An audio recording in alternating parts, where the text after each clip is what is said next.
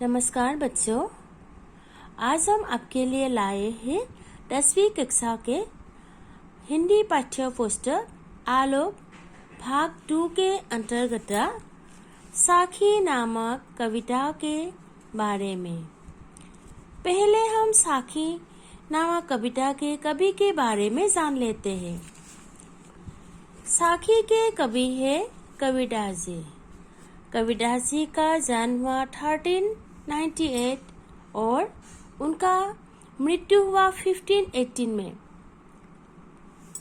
हिंदी के जिन भक्त कवियों की वाणी आज भी प्रासंगिक है, उनमें संत कबीरदास अन्यतम है। उन्होंने आम जनता के बीच रहकर जनता की सरल चबुत भाषा में जनता के लिए उपयोगी काव्य की रचना की।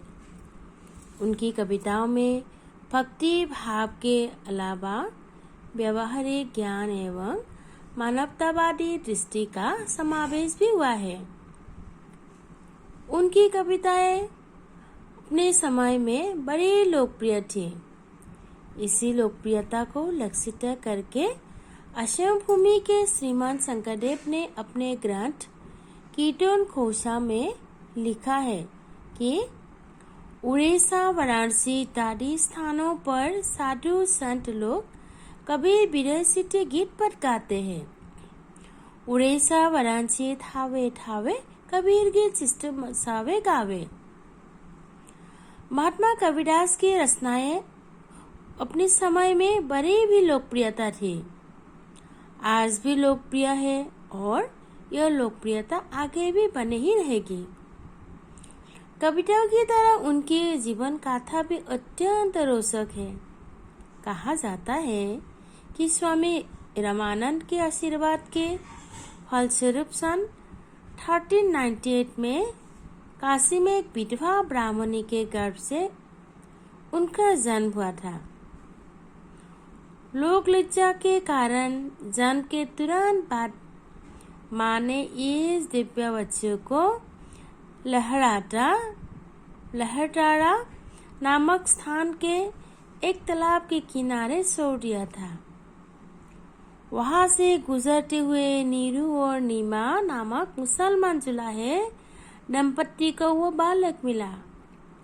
खुदा का आशीर्वाद समझकर उन्होंने उस दिव्य बालक को गोद में उठा लिया। उन्होंने बालक का नाम रखा कबीर और उसे पाल पोस कर बड़ा भी किया। कबीर शब्द का अर्थ है बड़ा, महान, श्रेष्ठ। आगे चलकर वही कबीरदास जी बड़े सचमुच बड़े संत, श्रेष्ठ भक्त, महान कवि बने।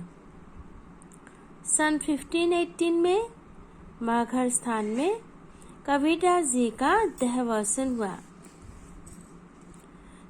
संत कबीरदास जी स्वामी रामानंद के योग का शिष्य भी थे। वे संसार के रोम रोम में रमने वाले, प्रत्येक अणु परमाणु में बसने वाले निर्गुण निराकार राम की आराधना करते थे। उन्होंने पालक पिता माता नीरू नीमा की आजीविका को ही अपनाया था।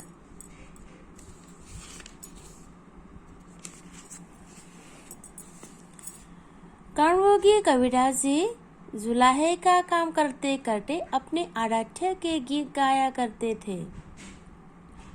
अपने कामकाज के सिलसिले में घूमते फिरते थे। वो लोगों को तरह तरह के उपदेश भी देते थे। परवर्ती समय में शिष्यों ने उनकी अमृतोपम वाणियों को लिखित रूप प्रदान किया। महात्मा कबीरदास की रचनाएं बीजक नाम से भी प्रसिद्ध हुई। इनके 3 भाग हैं। एक है साखी, दूसरा है सावत और तीसरा है रामायणी। भाषा पर कबीरदास जी का भरपूर अधिकार था।